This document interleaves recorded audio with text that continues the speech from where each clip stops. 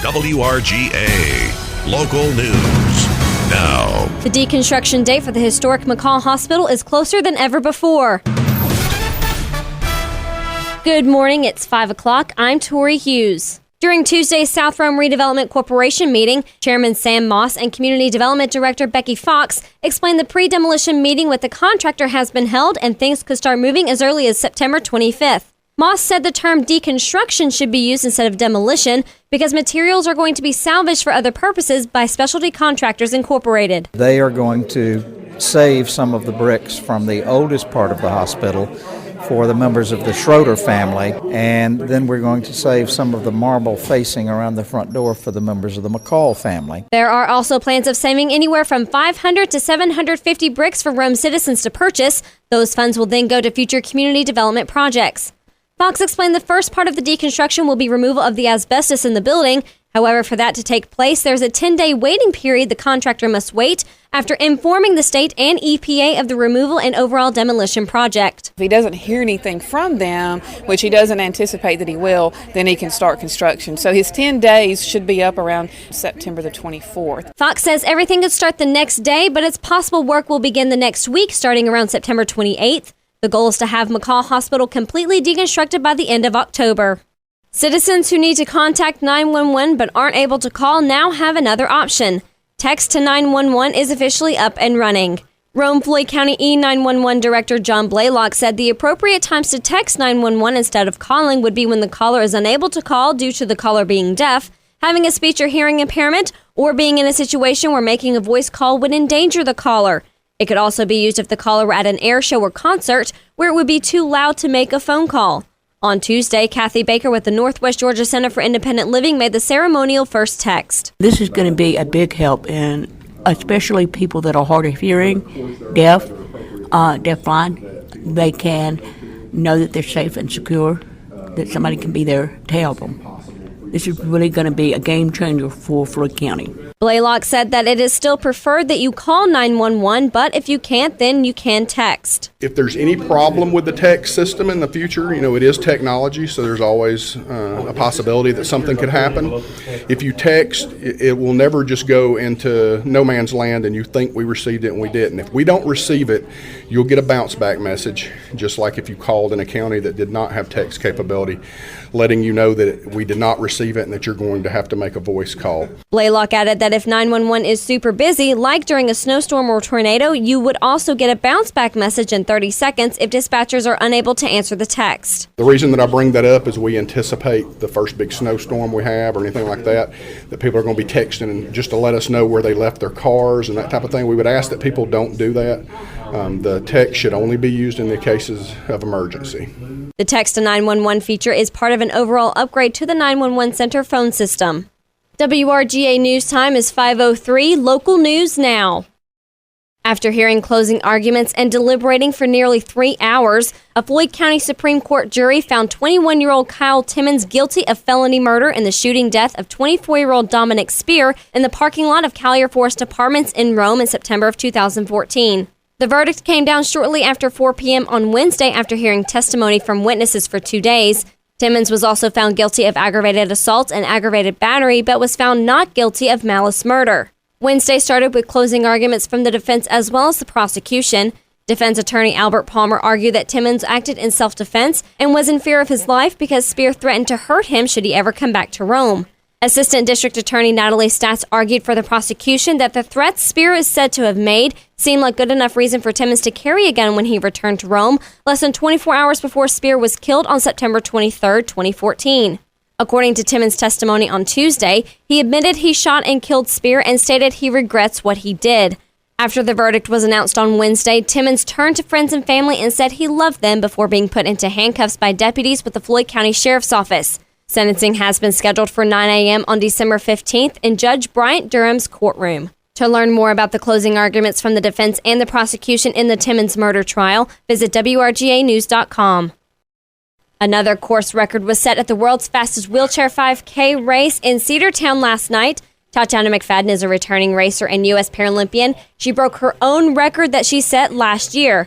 McFadden credits U.S. Paralympic track coach Adam Bleakney for making her a great racer, but says the race course in Cedartown has also played a big part. I really do like this race every year. The course is always tough. You got the hill in the beginning and the hill towards the end, but it was a good day. The winner of the men's division was returning champion Kurt Fernley, a Paralympian from Australia. The course record he set 10 years ago still stands strong. However, after returning to the camp and race for the first time in 7 years, Fernley still sees it all as a unique experience. The community is one of a kind, and the ownership of this race and what it means to all the groups that have went through here over 15 years. It's unbelievable, and it's just not seen anywhere else on the world. Now that the races are complete, the athletes will have a chance to relax and train before heading to Atlanta on Friday for the Peachtree Road Race on the morning of Saturday, July 4th. With a large turnout of North Rome residents, Rome's new neighborhood enhancement program has kicked off with enthusiasm. Close to 90 people showed up for the Blossom Hill NEP launch and information session, and Assistant City Manager Patrick Edson said he has heard nothing but positive feedback. It's been really great to have people who are passionate about where they live come in and say, this is a great idea. And so that makes me feel really great. It makes our staff feel great. And we're looking forward to the next 90 days to see what we can do in Blossom Hill. During Edson's presentation to the neighborhood residents, he made sure they knew the Rome Police Department will increase their watch, and local business owner Mitzi Gaines is excited for the increased patrol. And I know that a lot of people going to feel a certain type of way about it, and they're going to think whatever they want to think, but I think it's an awesome thing because it's going to bring down the drama of gang violence or the obstruction of justice, the break-ins, the damaging of the community. I think it's a good thing. Edson made sure people understood the police will be there to have a positive presence, and the only way to fix a problem is to let someone know about it. We're here to protect and serve, whether it be the police department or the streets department. We're here to serve the public, and that's what the Neighborhood Enhancement Program is all about, making sure that people realize that we're here to help them in any way that they need. For more on this story, visit WRGAnews.com. WRGA Local News now. 2 more Cave Spring residents have qualified for City Council. We'll have more coming up. In the News Talk 98.7 FM News Center, I'm Tori Hughes. Here's what's first at 5. According to the Cave Spring City Clerk's office, Charles Jackson has qualified for Post 1 and Michael Phillips has qualified for Post 2. Tom Lindsay also qualified for the Post 1 seat, while Nellie McCain has qualified to run again for her Post 2 seat. Also, Angela Kurse and Dennis Schoaf have qualified to run for mayor. Qualifying for Cave Spring ended today at 4:30 p.m. A tentative demolition date for the historic McCall Hospital has been set. Community Development Director Becky Fox told the committee Wednesday morning that Monday, September 21st, is the date set currently to start the teardown process of the hospital. The demolition contract was approved and signed by the South Rome Redevelopment Corporation on August 18th and has now been signed by the City of Rome. Fox explained a date for a pre-demolition meeting with Specialty Contracting Incorporated has not yet been set. This will be to discuss the demolition process and saving bricks and mosaic tile for those who have requested them, as well as saving bricks that can be sold to raise funds for future projects. And an Alabama woman is charged with felony bail jumping after she allegedly failed to appear in court on a shoplifting charge in May of 2014. According to a Floyd County Jail report, 29-year-old Charlena Shata Merkerson of 616 Glen Addy Avenue in Anniston left the state. She is also facing the original shoplifting charge. In the News Talk 98.7 FM News Center, I'm Tori Hughes, Local News Now. A man charged earlier this month for child pornography has been arrested on a federal warrant. According to previous reports, 26-year-old Clinton Briggs Miller of Lovell Street in Rome had several pictures and videos of underage females engaged in sexual acts on his phone. According to Detective Jeff Richardson with the Rome Police Department, one of the victims is a 14-year-old female from California and another victim is a minor from the local Rome area. Detective Richardson stated the victims were threatened by Miller, and because of the threats, they contacted police. He was actually engaged in conversations with these juveniles and forcing them to send pictures of themselves, or he would release the pictures that they had already sent out into the social media. So due to the threats, they felt compelled to do this, or their images would be released for everyone to see. Homeland Security became involved with this investigation because of the large number of pictures and videos on Miller's cell phone. Miller was arrested Friday on the warrant from the U.S. District Court. On September 1st, Miller was arrested on state warrants and charged with sexual exploitation of children and computer or electronic pornography. Law enforcement officers never stop training for the worst of scenarios, even when it involves an active shooter in a government complex. On Wednesday, officers from Rome City, Floyd County, the Floyd County Sheriff's Office, and the Rome Floyd SWAT participated in an advanced law enforcement rapid response training exercise in the Department of Human Services and Department of Labor buildings on Riverside Parkway.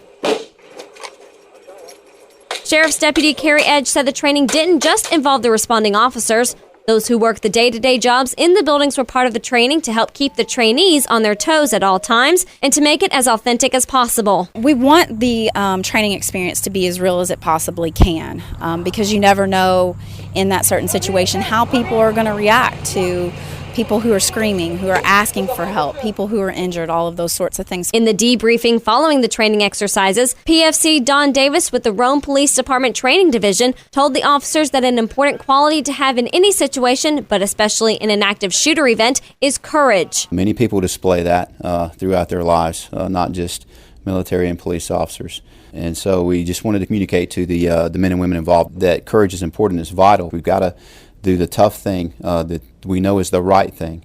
And if we'll do that, then our chances of winning and protecting ourselves and protecting the community go up greatly. He applauded the efforts made by all of the officers who participated in the training exercises and is proud of the work everyone put into the training, especially because they will take what they learned and apply it to real-life situations. I feel better knowing the effort they put forward today. I'll rest a little easier tonight. The community should too. The guys here care. They care greatly. For more on this story, visit WRGAnews.com. In the News Center, I'm Tori Hughes.